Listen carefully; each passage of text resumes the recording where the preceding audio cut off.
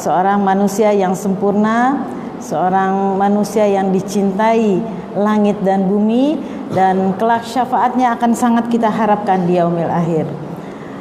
Sebelum saya memulai, saya ingin mengkoreksi sedikit bahwa judul yang ingin saya sampaikan adalah merubah musibah menjadi karunia. Merubah musibah menjadi karunia, tetapi dalam teksnya itu muslimah jadi karunia. Saya bingung kok jadi bisa begini. Merubah musibah menjadi karunia. Mungkin apa yang akan saya bahas lebih banyak untuk diresapi daripada dicatat. Ada 3 hal cara kita menerima musibah atau ujian, ya. Ada 3 hal yang cara kita menerima ujian atau musibah. Yang pertama, kita ridho. Kita ridho terhadap apa yang terjadi. Itu adalah tingkatan tertinggi dari sebuah keimanan. Tidak mungkin seseorang bisa ridho tanpa dilandasi oleh keimanan yang tinggi.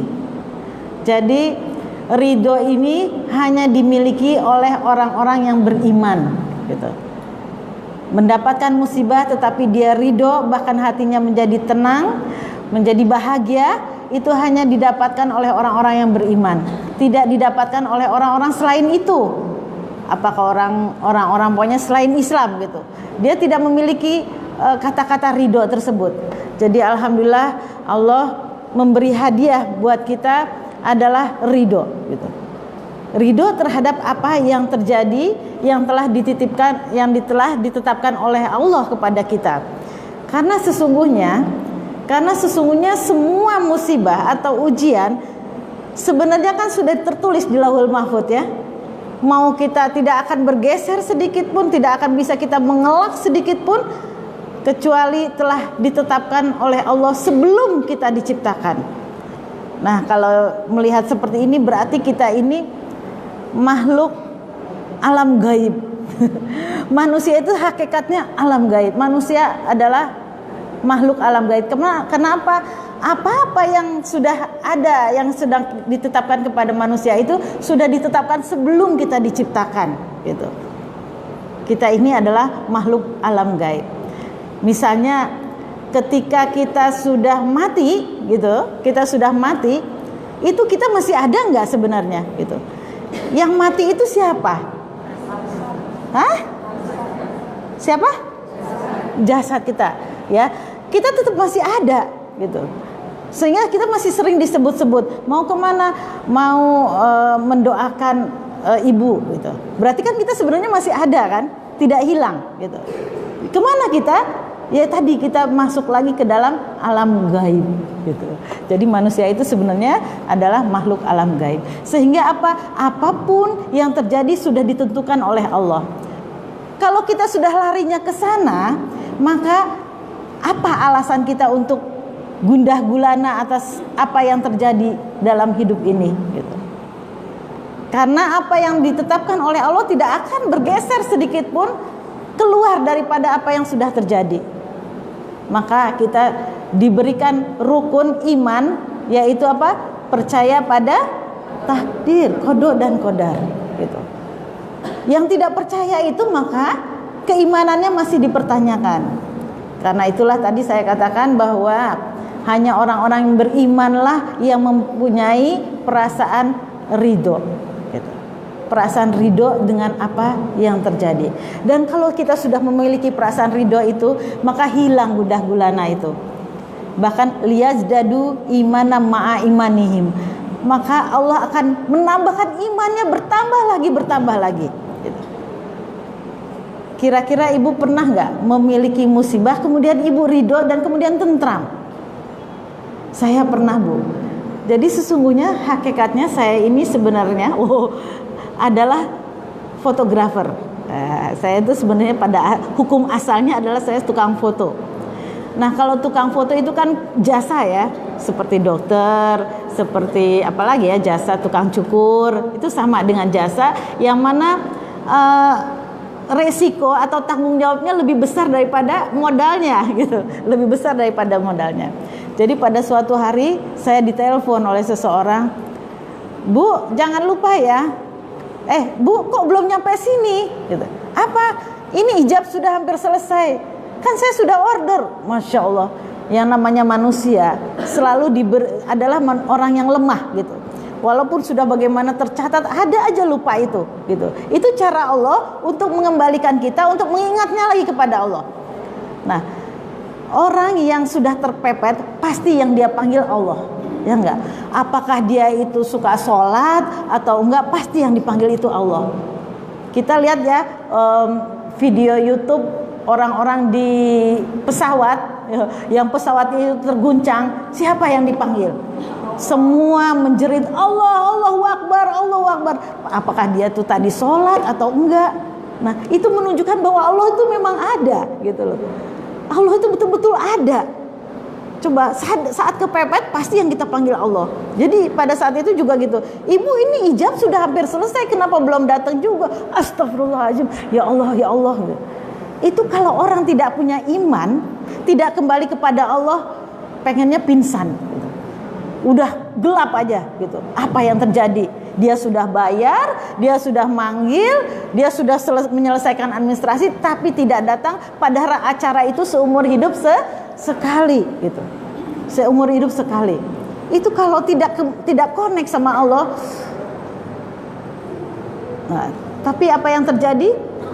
Karena saya barusan ngaji tentang ridho tadi ya, tentang qada dan qadar, saya langsung connect sama Allah. Saya bilang, ini terjadi tidak mungkin terjadi tanpa izinmu ya Allah, dan ini terjadi pasti untuk kebaikan gitu. Apapun yang terjadi pasti untuk kebaikannya Allah kepada kita. Jadi saya katakan, ya Allah, ini terjadi karena izinmu, dan engkau pasti sudah memiliki jawabannya. Enak kan? Ketika kita mendapat musibah, ya Allah, ini terjadi karena izinmu, nggak mungkin terjadi tanpa seizinmu, dan engkau pasti sudah menyiapkan jawabannya. Kita serahkan sama Allah. Tinggal qalu innalillahi wa inna ilaihi rojiun. Kosong, kita langsung serahkan lagi kepada Allah yang telah menentukan ini. Emang kita bisa ingat semua hal? Emang kita tidak pernah lupa? Katanya al-insanu mahlahul khoto. Manusia itu wanisyan, bahwa manusia itu memang biangnya lupa gitu, untuk menunjukkan bahwa manusia itu memang lemah gitu. Jadi ini terjadi pasti seizin Allah, dan Allah pasti sudah menyiapkan jawabannya. Tenang, langsung dikirimkan sakinah di dalam diri ini. Apa yang kita takutkan? Gak ada yang perlu kita takutkan. Kalau ini memang sudah seizin Allah, kan? Allah tidak ada sesuatu pun untuk menyakiti manusia, tidak ada sesuatu terjadi yang sia-sia. Nah, kemudian apa? Setelah itu kita bawa Allah ke sana gitu. Kalau kita sendiri yang datang bahwa saya sanggup menyelesaikan ini gitu, akan saya hadapi sendiri, maka kita akan konyol. Kita datang untuk dimarah-marahin orang, kita datang untuk dimaki-maki orang, itu namanya konyol kita. Tapi ya Allah, ini atas seizinmu takdir ini, dan engkau pasti punya jawabannya. Serahkan sama Allah. Artinya apa? Kita bawa Allah. Siapa yang bisa mengalahkan Allah? Allah yang kita bawa menghadap itu gitu. Kalau kita bawa suami, kita bawa paling ngerecokin, aduh mama ini gimana nih, atau dia. Tapi kalau kita bawa Allah, tenang. Nah, disitulah keimanan yang namanya. Yang namanya keimanan adalah Allah memberikan sakinah di dalam diri kita. Tidak akan seseorang diberi keimanan yang tinggi itu diberikan kegelisahan. Jadi saya bawa Allah, ya Allah, engkau sudah tahu jawabannya. Artinya apa? Apapun yang akan terjadi, kita akan dihadapi, dan pasti tidak akan memberikan sebuah kemudaratan yang kita tidak sanggup gitu. Yang kita tidak sanggup. Jadi saya serahkan sama Allah, apapun yang terjadi ya Allah, pasti yang terbaik. Dan itu kita hadapi dengan tenang, ya. Ada bergaining. Jadi apapun yang keluar dari kita sudah lewat bicaranya Allah. Jadi Allah itu kalau mencintai seseorang, dia akan menjadi tangan kita, akan menjadi mulut kita, akan menjadi pikiran kita. Apapun yang kita perbuat, dia ada di situ. Allah ada di situ. Dan itu tadi, kalau sudah di hadapan Allah, nggak ada yang sulit, nggak ada yang tidak mungkin tidak diselesaikan. Jadi ingat ya, tidak ada masalah yang tidak bisa diselesaikan apabila kita membawa Allah. Tapi kalau Allah itu hilang, maka itu yang terjadi. Kita selesaikannya dengan bunuh diri, dengan korupsi. Itu karena dia tidak menyelesaikan masalah dengan membawa Allah, dengan menipu, dengan mencuri. Itu adalah masalah-masalah yang diselesaikan dengan tidak membawa Allah. Tapi dengan membawa Allah, ya kita dengan dasar bahwa ini harus selesai, bahwa ini harus menjadi baik gitu. Saya tawarkan bahwa bagaimana kalau ini kan acara ijab sudah selesai. Gimana kalau saya foto di studio saya, kemudian saya besar-besarkan, saya album sebagus semua dan semuanya gratis. Dan kemudian saya ambil HP yang motret itu, saya edit menjadi bagus dan semuanya gratis. Seneng banget mereka, dikembalikan uangnya gitu. Padahal bagi kita itu adalah sebuah kemudahan yang diberikan kepada kita. Dan hati-hati, bukan solusi itu yang menyelesaikan masalah, tetapi karena kita bawa Allah. Kalau tidak ada Allah, maka apa? Tidak mau dia gitu. Nggak bisa. Pokoknya saya tidak mau. Saya biaya pesta sebesar ini harus dikeluarkan. Dan itu juga pernah terjadi. Jadi saya banyak cerita ya. Jadi inilah suka duka tukang foto gitu. Jangan dilihat enak-enakannya semua. Jadi pada suatu hari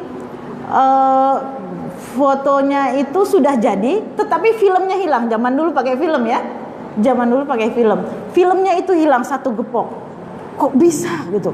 Udah saya urutkan itu. Yang sebelumnya saya foto, saya teleponin. Terbawa nggak film orang lain gitu. Sampai ke ada yang sudah di Riau, saya telepon. Terbawa nggak? Terus semuanya pada bilang enggak gitu. Enggak. Terus akhirnya apa? Dia marah-marah. Pokoknya saya harus ada filmnya. Saya tawarkan lagi ya. Jadi tadi ya, segala sesuatu selesai itu bukan karena kita gitu. Kita tidak mampu menyelesaikan apapun, sekecil apapun tanpa pertolongan Allah. Itu harus kita bawa terus di dalam hati. Kita tidak mampu menyelesaikan sekecil apapun masalah tanpa pertolongan Allah. Coba jangan kira kita naik tangga itu gampang. Tadi kita naik tangga, kalau Allah tidak berkehendak kita kejeglong aja gitu.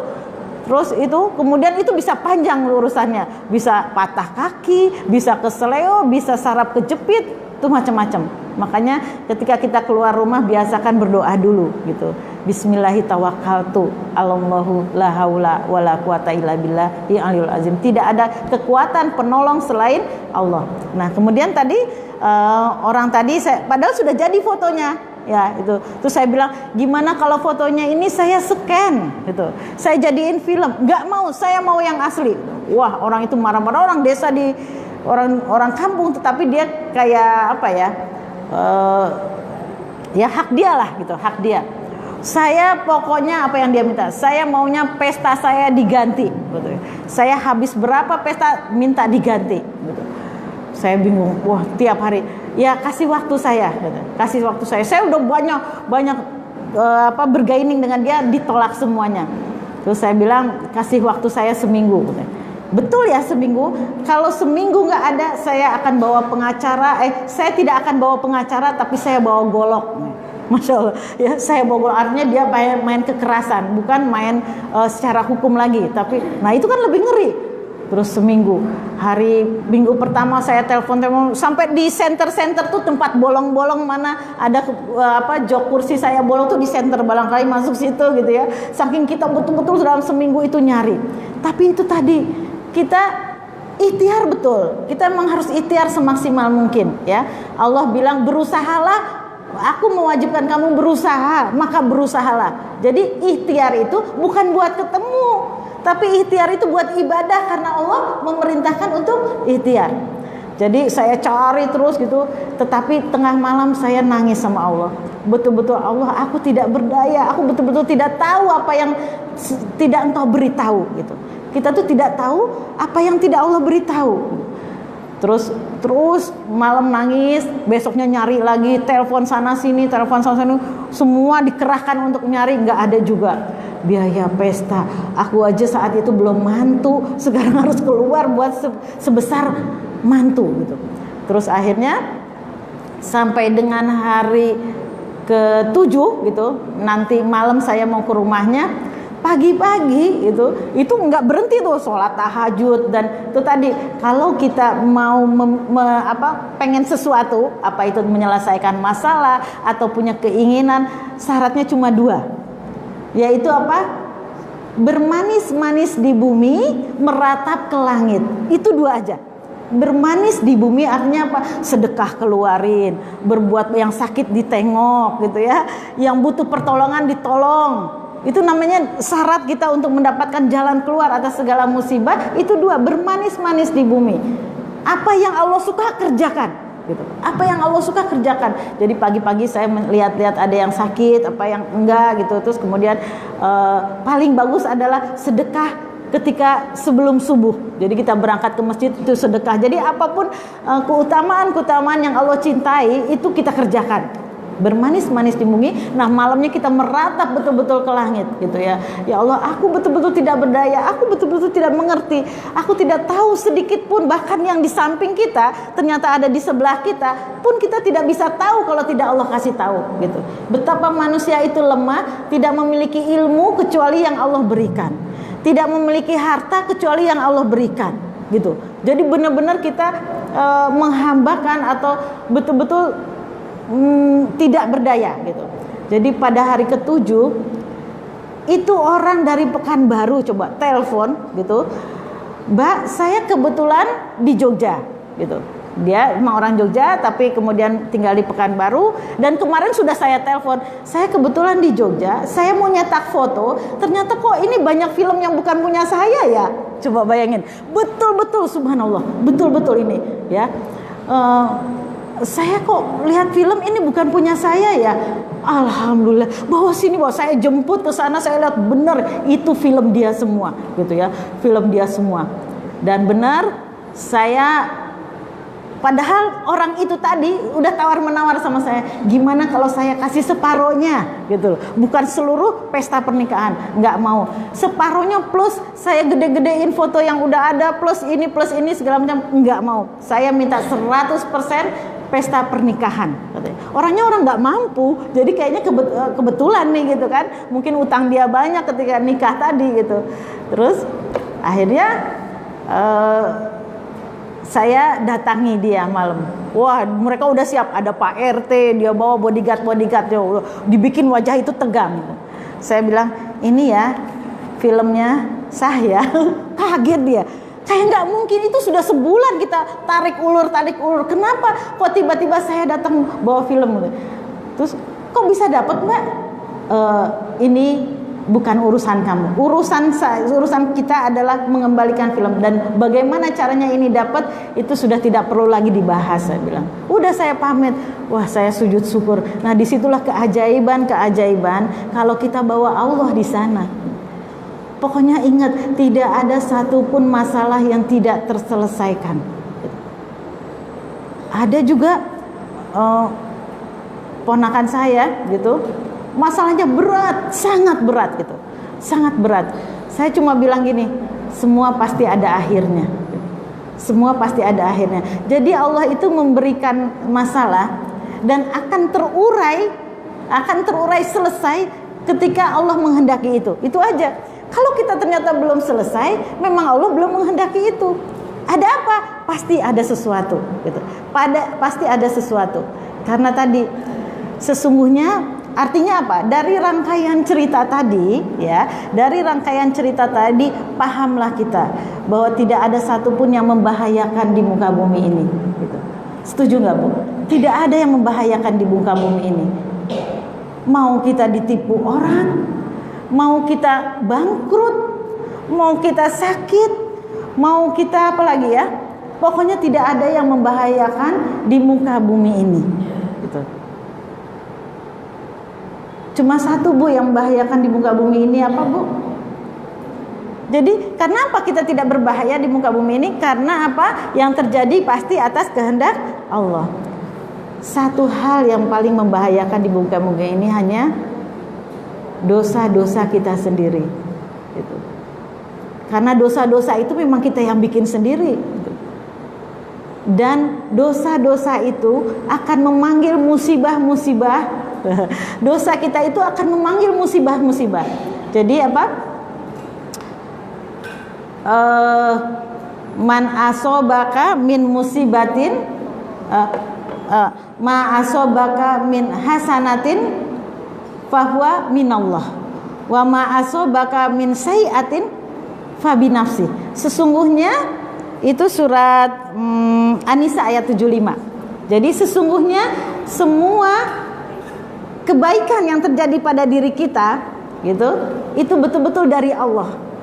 Betul-betul hadiah dari Allah. Bukan karena apapun, bukan karena kita baik, bukan karena kita soleh. Kalau kita baik, kita soleh, itu hanya mencuri perhatian Allah untuk memberikan kebahagiaan buat kita. Kadang-kadang kita jadi sombong ya kalau anak kita juara kelas gitu ya. Anak kita pinter, cantik, juara kelas, pinter musik lagi gitu. Pinter musik, kita menjadi sombong. Iya, soalnya aku tuh disiplin sama anak. Pokoknya aku lesin ini itu. Pokoknya buat anak, makanya anakku sekarang sukses gitu. Kok bisa bilang kayak gitu gitu. Satu helai rambut pun kita tidak bisa menciptakan buat anak kita gitu. Emang dia punya otak cerdas dari mana? Gimana cara kita bikin? Emang dia bisa ngomong dari mana? Gitu. Emang dia bisa berjalan? Atau rezeki buat dia sekolah itu dari mana? Gitu. Jadi semua kebaikan-kebaikan, keindahan-keindahan yang kita dapatkan betul-betul dari Allah Subhanahu wa taala. Bukan karena kehebatan kita. Kalau kita berusaha, kita belajar, kita bekerja keras, itu hanya sebagai ibadah kita kepada Allah, gitu. Betapa kalau bekerja keras itu bisa menghasilkan uang banyak, buru-buru bangunan harusnya lebih kaya. Kerjanya keras banget gitu. Kalau memang orang-orang yang belajar sungguh-sungguh itu yang pinter. Ada teman saya rajin banget belajarnya, tapi selalu ada di ranking terbawah. Ada kan Bu, rajin belajarnya gitu, disiplin dia. Nah artinya apa? Semua kebaikan yang kita miliki betul-betul dari Allah. Itu yang harus kita rasakan, sehingga apa? Kita khawatir gitu. Kita khawatir, ya Allah, aku ini sholat belum benar, belum khusyuk gitu. Sedekah masih sedikit, ibadahku masih sedikit, tapi kenapa ya rezekiku banyak banget gitu. Anakku pinter-pinter, ada kan? Ada. Hati-hati kalau itu namanya istidraj, yaitu Allah membiarkan kita diberi kenikmatan kepada kita supaya Allah melalaikan kita gitu. Supaya melalaikan kita. Akhirnya pada suatu hari baru Allah mengazab dengan azaban yang pedih. Mending kalau azabnya cuma di dunia. Kalau sampai di akhirat, misalnya betapa banyak orang-orang pinter loh, orang pinter, orang hebat, orang kaya sekarang lagi antri di KPK, gitu. Iya, berarti apa? Istidraj tadi, dia banyak mendapatkan kepintaran, dia banyak tetapi tidak untuk ibadah kepada Allah, tidak untuk mendekatkan diri kepada Allah. Akhirnya itu tadi, untung kalau cuma di KPK. Kalau sampai nggak ketahuan, enak ya, dia sampai mati tetap kaya dan nggak ketahuan gitu. Padahal temennya udah masuk penjara. Itu lebih hati-hati lagi, lebih takut lagi. Jangan-jangan nanti di akhirat lebih mengerikan lagi azabnya gitu loh. Karena itu tadi kita harus selalu was-was, selalu ya Allah, hari ini aku diberi kenikmatan untuk bisa berangkat ke syuhada. Betapa banyak ibu-ibu pada jam segini itu lagi ngapain Bu? Lagi susah. Ada yang kerja gitu ya, ada yang harus nganter wira-wiri anaknya, ada yang harus ngepel, ada yang harus segala macam. Banyak yang tidak punya kenikmatan seperti ibu-ibu di sini. Maka ibu, ya Allah, Engkau beri kenikmatan aku bisa pengajian kapanpun aku mau. Ini kan jam kerja Bu, ya. Aku bisa pengajian kapanpun aku mau. Maka aku harus lebih baik lagi kepadamu. Harus meningkatkan ibadahku dan tanda aku bersyukur kepadamu. Gitu. Jangan-jangan tadi kita enak-enak pengajian setiap saat pengajian hanya untuk bisa berkumpul-kumpul dengan teman-teman sambil jualan kerudung gitu ya, sambil arisan gitu. Akhirnya apa? Allah marah. Kamu pengajian aku kasih kesempatan. Kamu bisa mendapatkan di mana-mana pengajian, tetapi tidak nambah iman kamu, gitu. Ada orang yang minta-minta, ada orang minta sumbangan malah ngumpet, gitu. Ada orang yang mau minjem apa segala macam malah lari.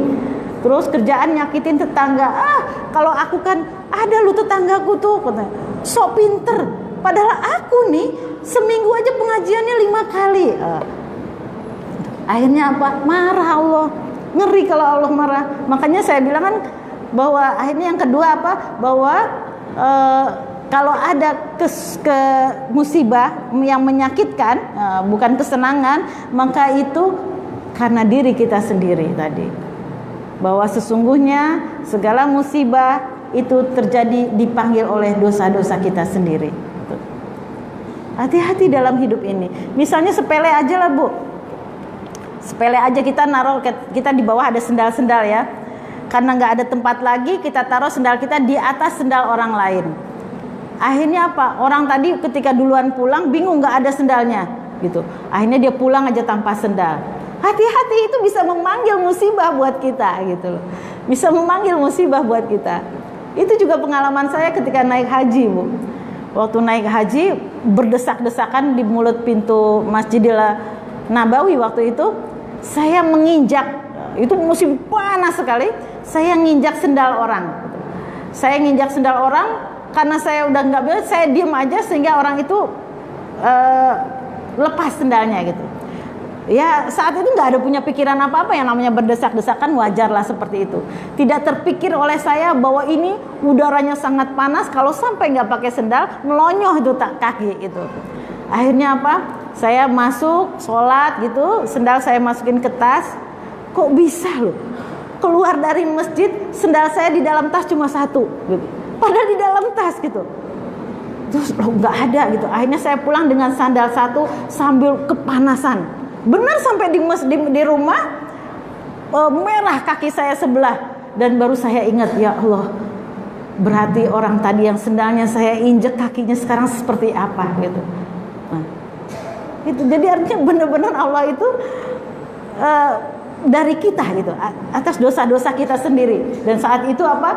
Langsung sholat taubat, langsung bersedekah, langsung melakukan apapun yang Allah suka gitu. Jadi tapi bukan berarti Allah benci ya, bukan.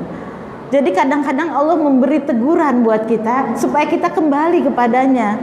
Jadi segala sesuatu yang terjadi di muka bumi ini sebenarnya adalah teguran demi teguran gitu. Ada hujan, itu teguran buat kita gitu. Ada panas, kembali panas, ini artinya teguran apa? Untuk kita selalu mengingat Allah gitu. Ada senang, ada susah. Ada tertawa, ada menangis. Itu sebenarnya teguran-teguran supaya kita kembali, ingat aku loh, ingat aku gitu. Jadi misalnya kita keluar, tahu-tahu hujan deras, motor macet habis bensinnya gitu. Motor macet habis bensinnya.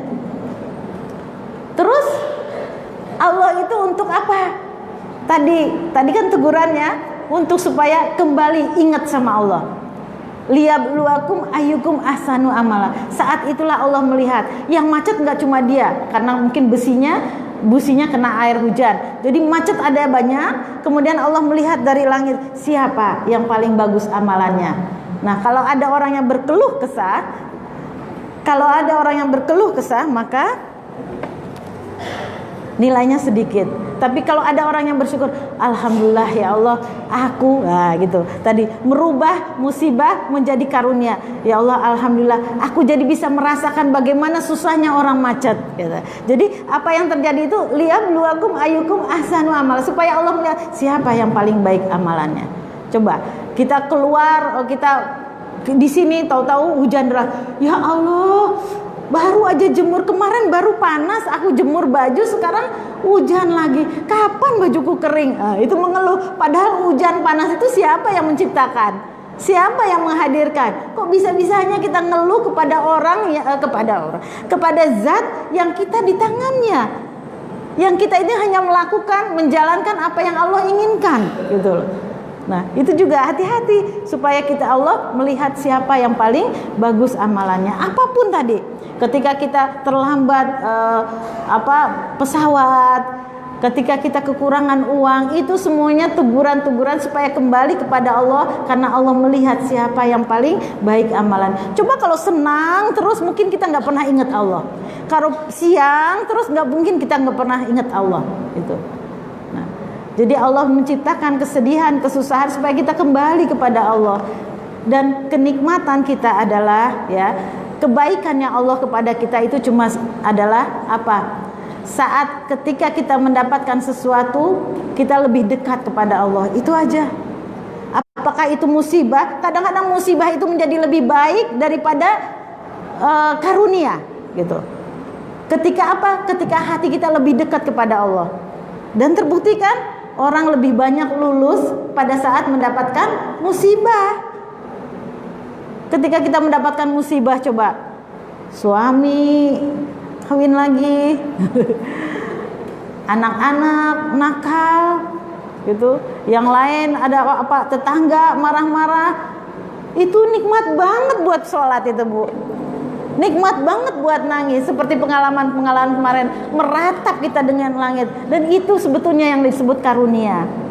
Jadi yang disebut karunia adalah setiap kejadian yang menjadikan kita lebih dekat kepada Allah. Dan sesungguhnya justru musibahlah yang menjadikan sesuatu itu menjadikan kita jauh daripada Allah. Kira-kira pinter sama bodoh, gitu, pinter sama goblok itu mana yang menjadi karunia, yang mana yang menjadi musibah? Enakan pinter atau goblok, Bu?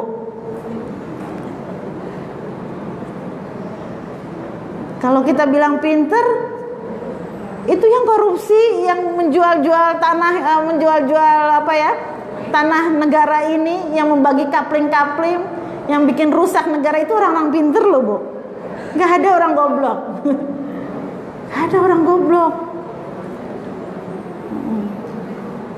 Sehat dengan sakit, kira-kira baik mana?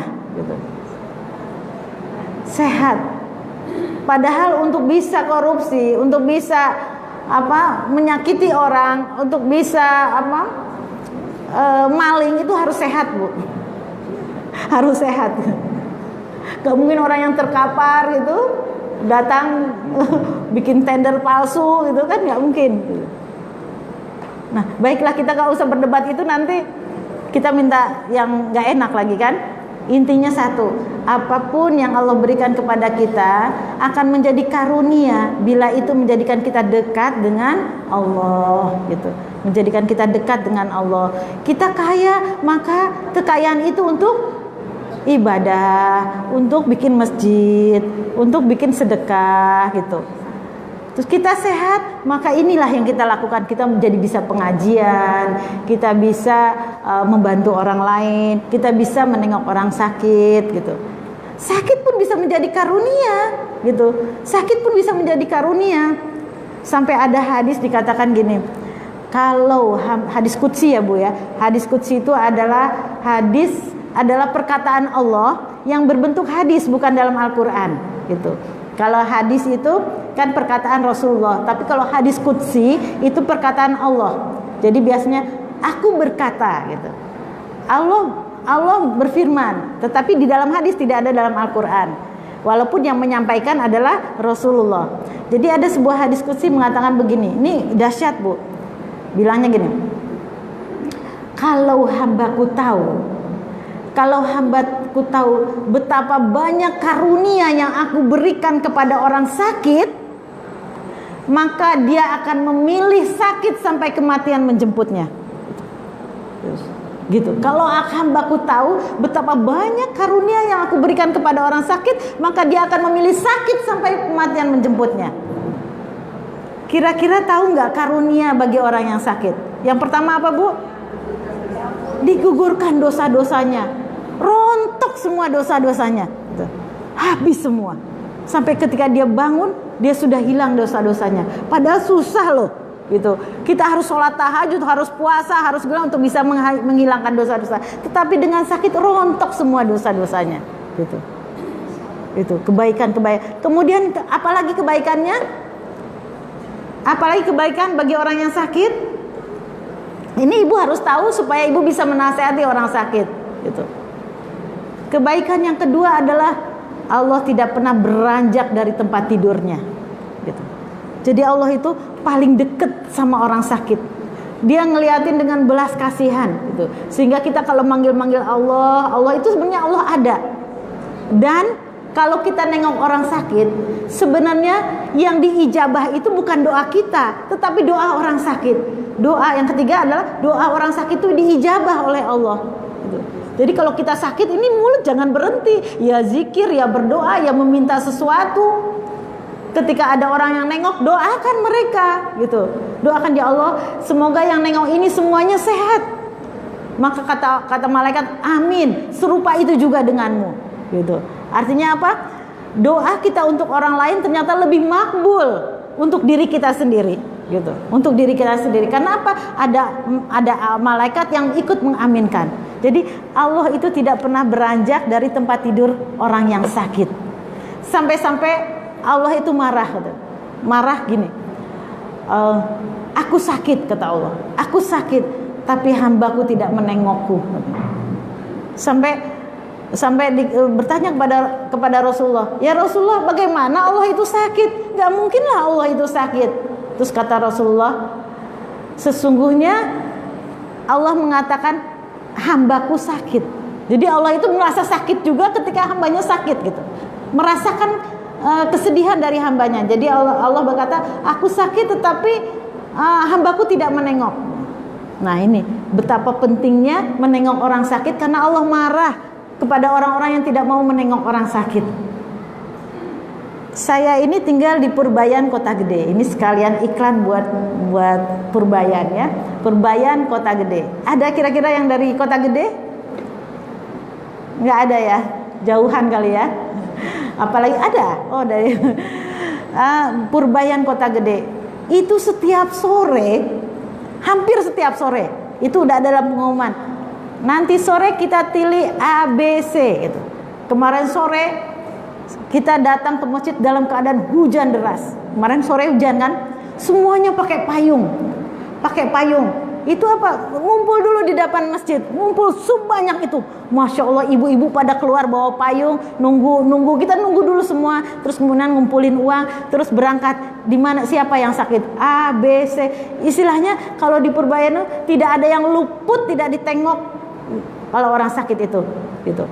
Itu mau hujan mau apa itu sampai. Saya pernah anak saya sakit, saya diam-diam karena takut merepotkan. Tuh. Saya di rumah sakit, saya nggak ngasih tahu ke siapapun kalau saya di rumah sakit nungguin anak saya. Terus ketika pulang rupanya ada yang bocorin gitu. Entah gimana terjadi kebocoran bahwa anak saya sakit. Jadi saya santai-santai di rumah, baru pulang dari rumah sakit, maksudnya anaknya udah pulang dari rumah sakit. Ting tong gitu keluar, ada yang ngebel.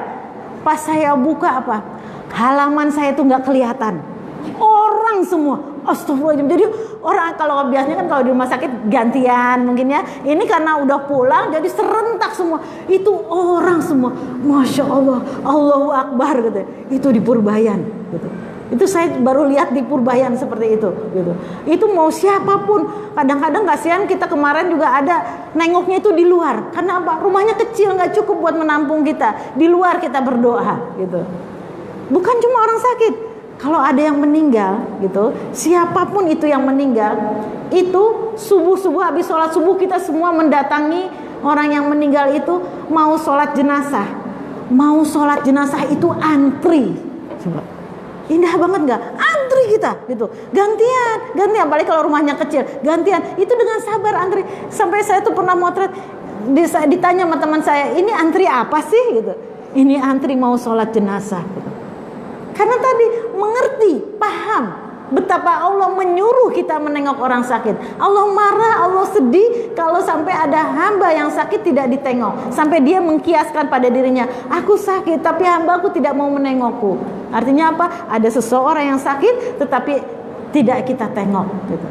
Dan hal yang harus disegerakan adalah menengok orang sakit. Jangan sampai keburu meninggal. Pernah saya Ayo kita nengok orang sakit, dia sudah koma. Saya bilang gitu ke seseorang gitu, saya WA, ayo Bu, ini sudah koma, kita ayo nengok orang sakit. Dia dengan santai menjawab, ntar aja kalau udah titik gitu, ntar aja. Artinya kalau udah meninggal, ya lain. Menengok orang sakit kewajiban, melayat juga kewajiban, gitu. Jangan mentang-mentang koma nunggu titik. Jangan gitu, kita kehilangan keberkahan daripada menengok orang sakit tadi, gitu.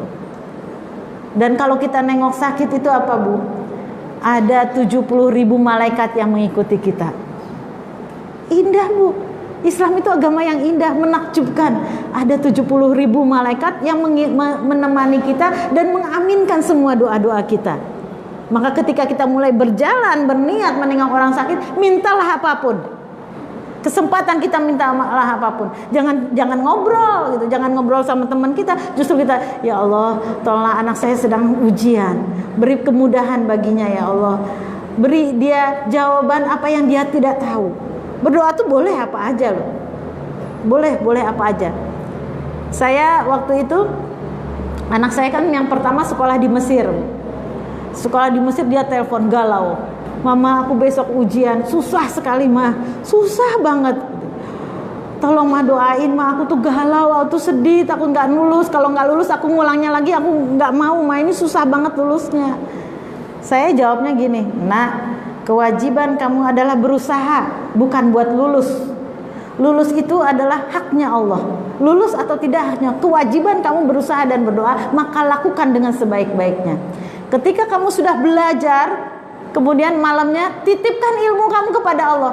Ya Allah, aku titipkan ilmu yang sudah aku pelajari, maka keluarkanlah ketika aku membutuhkannya. Gitu. Kamu doa kayak gitu, Nak ya. Jadi kamu tenang, sudah tidur bisa nyenyak, sudah dititipkan apa yang dia pelajari. Dan tadi doanya, keluarkanlah ketika aku membutuhkannya. Tapi kembali lagi di dalam surat Al-Baqarah ayat 216, asa'an takrahu syai'an fahuwa khairul lakum wa asa'an tuhibbu syai'an fahuwa syarrul lakum. Boleh jadi apa yang kita kira buruk ternyata baik bagi Allah, dan boleh jadi apa yang kita kira baik ternyata buruk bagi Allah. Besoknya anak saya nelpon, Mah, alhamdulillah. Oh gimana Nak? Alhamdulillah aku nggak lulus Mah. Nah, dia sudah menemukan sakinah gitu loh. Karena apa-apa dia titipkan kepada Allah. Karena saya tahu ini yang terbaik. Karena saya sudah berusaha, sudah menitipkan kepada Allah, dan saya tidak lulus, pasti ini karena kehendak Allah. Nah, dia sudah menimbulkan sakinah. Beda bahasanya yang kemarin galau, kemarin sedih karena keimanan sedang turun gitu. Dia kemarin kalau aku galau karena keimanan dia sedang turun, bahwa dia tidak percaya bahwa segala sesuatunya itu Allah yang berkehendak gitu. Jadi dia bilang, Ma, aku tidak lulus. Terus gimana kamu, Ma? Nah, ya nggak apa-apa toh, Ma. Besok kita ulangi lagi gitu. Dan tahun berikutnya ketika dia ulangi, dia nilainya bagus gitu. Jayid jidan. Ma, inilah hikmah yang aku dapatkan, Ma. Kalau kemarin aku lulusan, sebenarnya aku nggak paham, tapi dengan mengulang setahun lagi aku ternyata paham, Ma, gitu. Aku paham, aku ngerjain tuh enak banget gitu. Dan sekarang aku dipilih jadi asisten. Nah, jadi itu tadi, ternyata musibah bisa menjadi karunia kalau kita menyerahkannya kepada Allah gitu.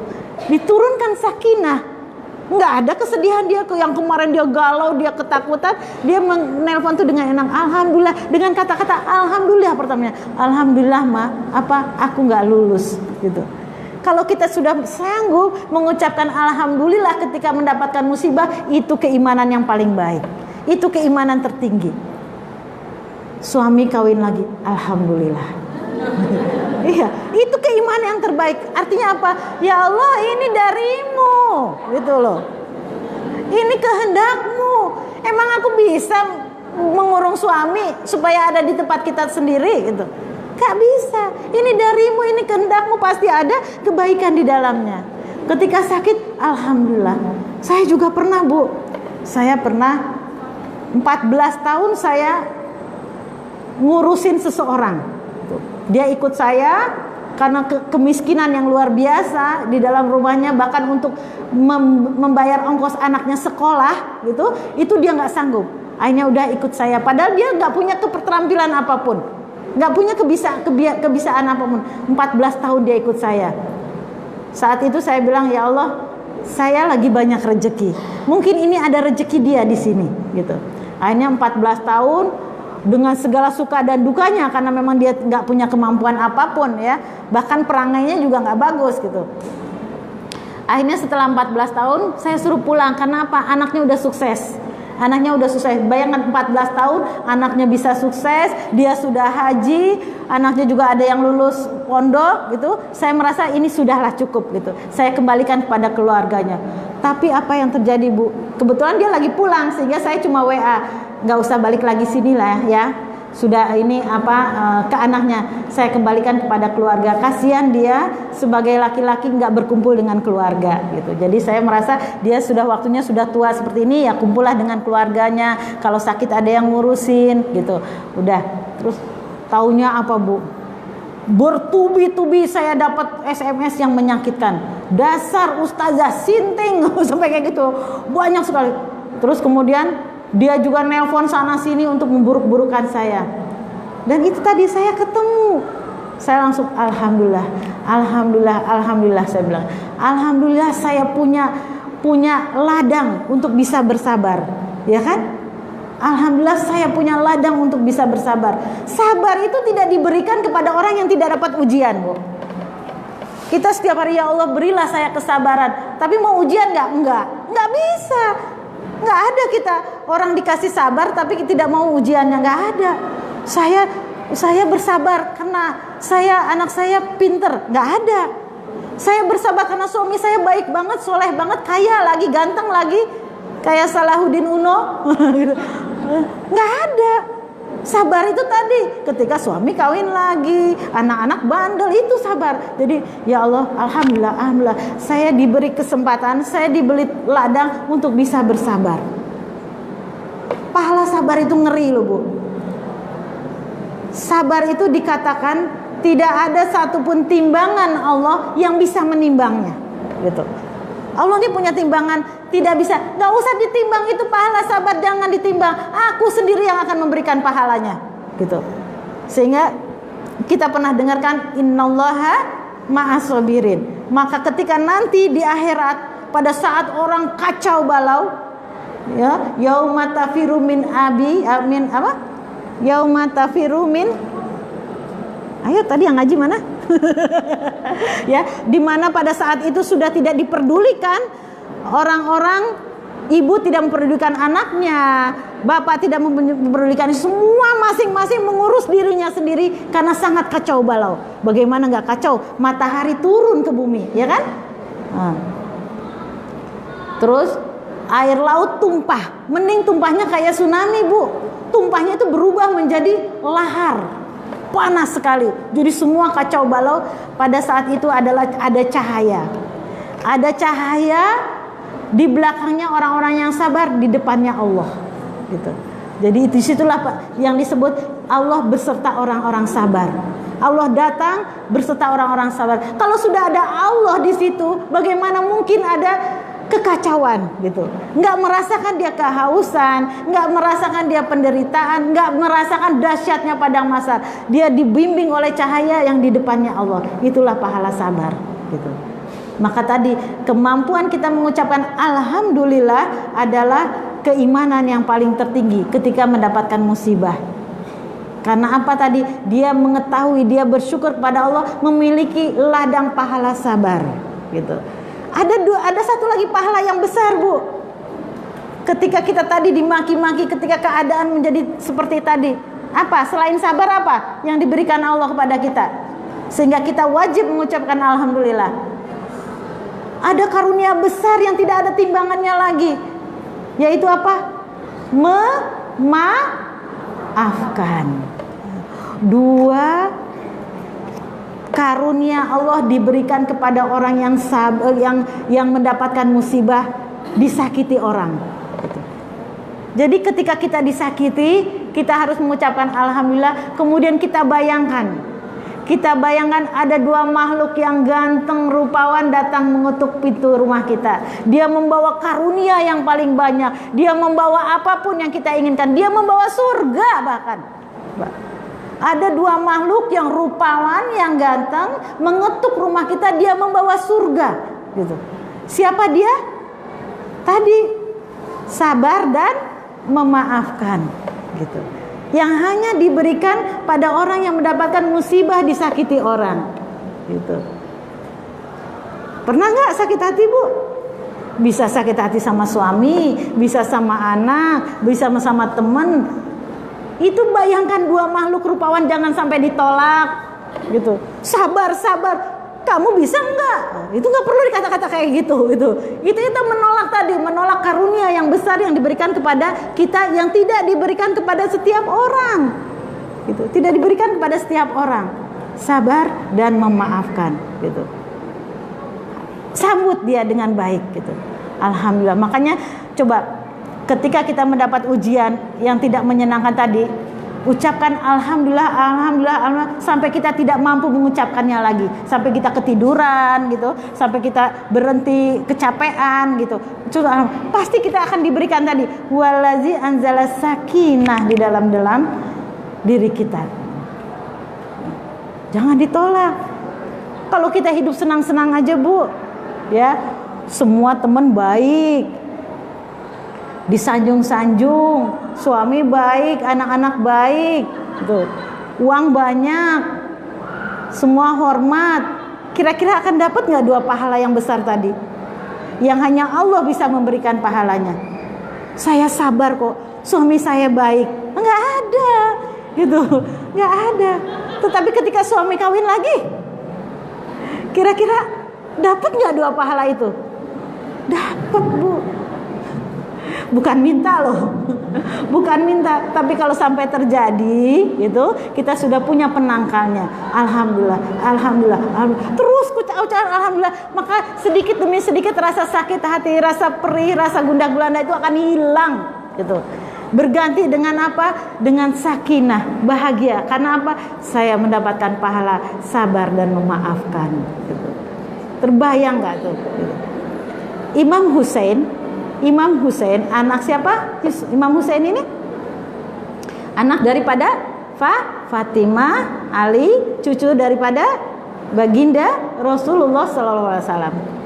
Imam Husain itu ketika di Irak, di Karbala gitu, dia mau masuk ke Irak, ke Karbala. Itu Karbala itu di Iran ya?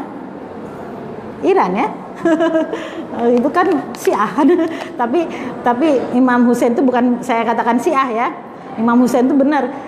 Itu dihadang oleh pasukan yang akan menyakiti dirinya. Udah siap golok, udah siap segala macam gitu. Dia mencaci maki Imam Husain ini. Padahal dia seorang imam gitu. Dicaci maki habis-habisan. Wah, pokoknya kata-kata yang keluar enggak karu-karuan gitu. Imam Husain cuma mendengarkan sambil berzikir kepada Allah gitu. Mendengarkan terus apa? Akhirnya, sudah, izinkan saya masuk ya gitu. Kalian pergilah katanya. Kalian pergilah sebelum pendukung-pendukungku datang. Kalau pendukungku datang nanti kalian habis gitu. Sekarang kalian pergilah sebelum pendukung-pendukungku datang katanya. Jadi malah dikasih kesempatan dia untuk melarikan diri karena sebentar lagi pendukungnya datang. Sebelum pergi apa? Langsung diambil pundi uangnya, dinar, dikasihin kepada mereka. Ini buat ongkos. Jadi jangan kira kita bisa gampang bilang aku udah maafin kok. Tapi kamu mau nggak datang ke rumahnya? Enggak, pokoknya aku udah maafin. Kalau dia kan orang miskin, mau nggak kamu ngasih? Enggak, pokoknya aku udah enggak gitu. Tanda kita memaafkan adalah kita berbuat baik kepada dia. Ngeri kan? Ngeri kan? Udah maki-maki, besoknya kita anterin makanan gitu. Kita anterin makanan. Ya emang kayak gitu. Yang namanya memaafkan kalau kita sudah mau bersilaturahmi, kita mau udah ngasih pakaian dia, bersedekah terhadap dia, itu namanya sudah memaafkan. Jangan cuma di mulut aku udah maafin, yuk ke rumahnya, kan nggak gitu. Kadang-kadang tadi kita salah kaprah. Kita salah kaprah dalam beribadah itu, kita maunya yang enak-enakan aja. Waktunya sudah habis sejak setengah 10. Oh gitu. Terus ini masuk sesi tanya jawab. Oh ya ya. Sebelum ditutup ini mohon didoakan. Baik. Tapi saya mengumumkan dulu. Baik. Pengumuman ini tanya jawab dulu. Ya. Ini langsung saja karena memang waktunya sudah habis. Saya membuka tanya jawab. Ya, silakan keluarkan apa yang ada di hati. Mudah-mudahan saya bisa jawab atas izin Allah Subhanahu Wa Taala. Kepada ibu-ibu yang dirahmati Allah Subhanahu Wa Taala, dipersilakan 3 orang penanya. Monggo. Mana?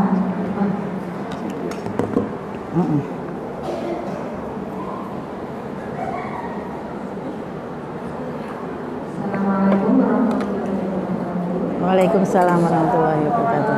Saya tanyakan tadi bahwa intinya merubah musibah menjadi karunia. Ada 3 hal cara, tapi yang saya dengarkan Baru 1. itu yang 2 begini. Iya. Assalamualaikum warahmatullahi wabarakatuh. Ya, langsung ya.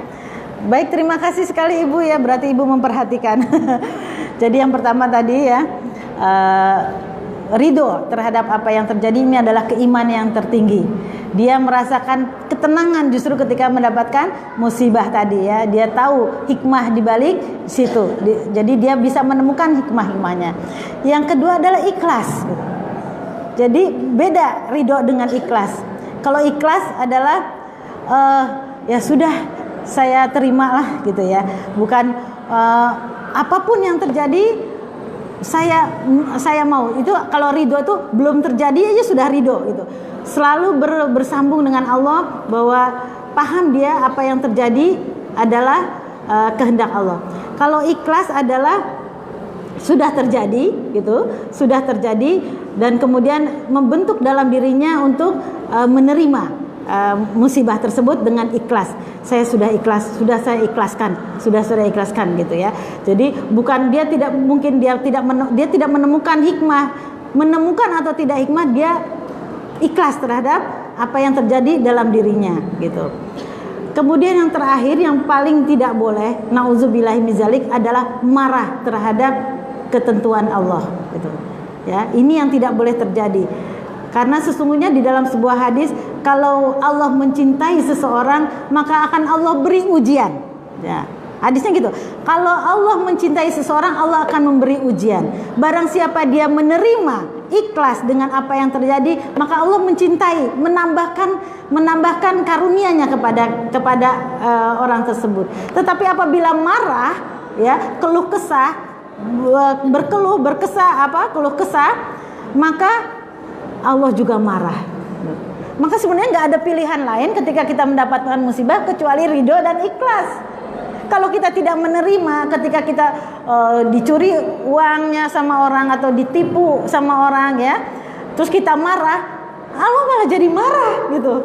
Bukan mengganti dengan yang lebih baik, bukan memberikan karunia-karunia-Nya, tidak memberikan hikmahnya, justru Allah juga marah. Maka tidak ada jalan lain ketika kita mendapatkan sesuatu yang tidak menyenangkan bagi kita, maka kita harus ridho dan ikhlas.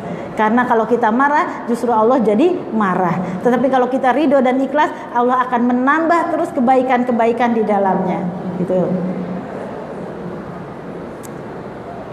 Baiklah, untuk pertanyaan kedua dipersilakan.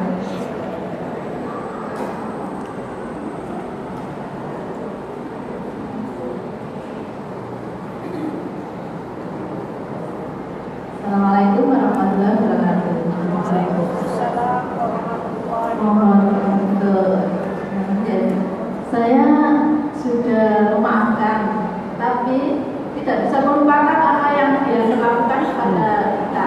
Jadi mohon untuk niatnya bagaimana untuk melupakannya, juga apa yang sudah termasuk saya memaafkannya. Terima kasih. Assalamualaikum warahmatullahi wabarakatuh. Ya. Yang namanya memaafkan itu artinya membalikkan dari sesuatu yang tidak kita sukai menjadi suka gitu. Jadi kalau kita masih mengingat akan kesalahan-kesalahannya, itu berarti kita belum sepenuhnya memaafkan gitu.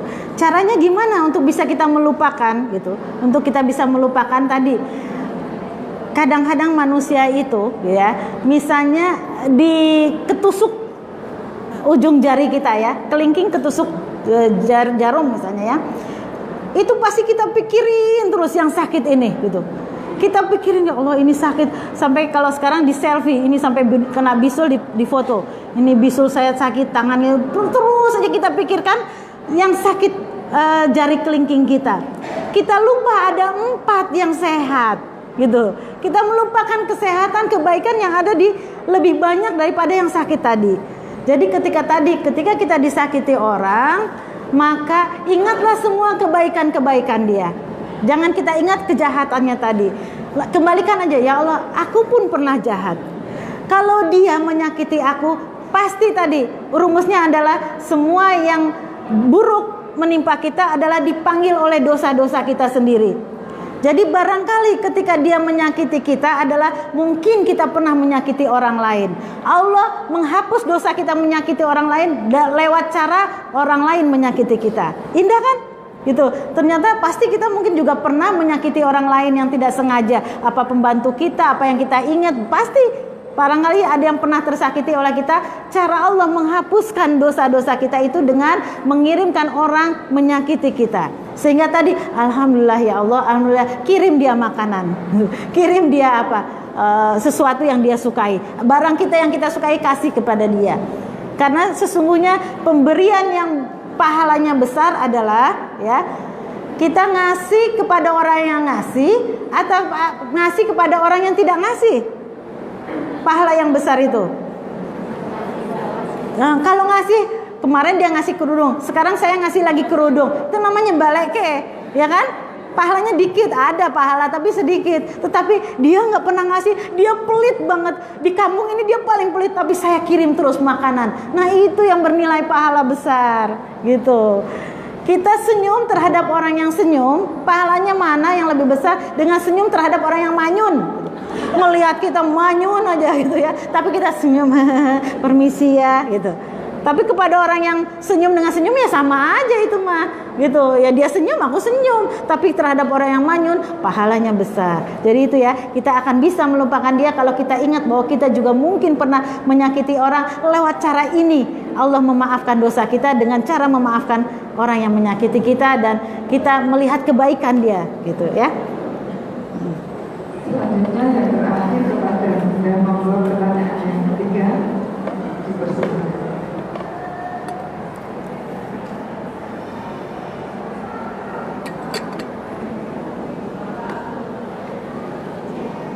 Assalamualaikum warahmatullahi wabarakatuh. Waalaikumsalam. Kemudian saya mau nanya tentang sabar. Kalau misalnya kita dalam mengajari anak kita gitu, terus kitanya tahu kalau kita tuh nggak sabaran gitu orangnya Bunda. Terus kita panggil guru les misalnya buat anak kita. Itu apakah kita menolak untuk sabar apa gimana Bunda?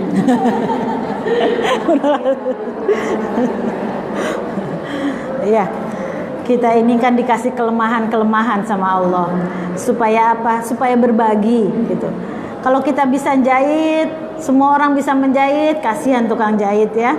Kalau kita bisa ngajarin anak, kasihan guru-guru les gitu. Jadi memang kita diberi kelemahan-kelemahan oleh Allah supaya kita bisa berbagi gitu.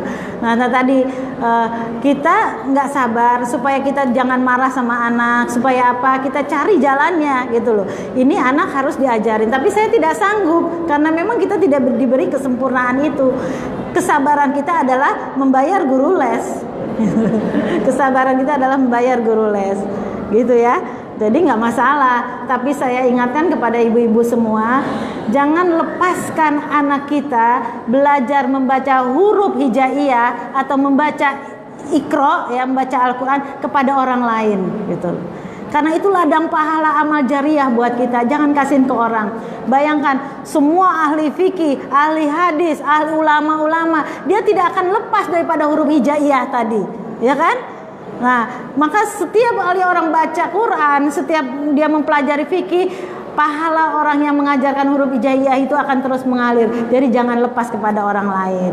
Juga belajar membaca abjad. Jangan lepas kepada guru les kita. Usahakan bagaimana kita bisa mengajarkan anak abjad. Karena biarpun dia jadi ilmuwan, jadi dokter, jadi insinyur, jadi profesor, dia tidak akan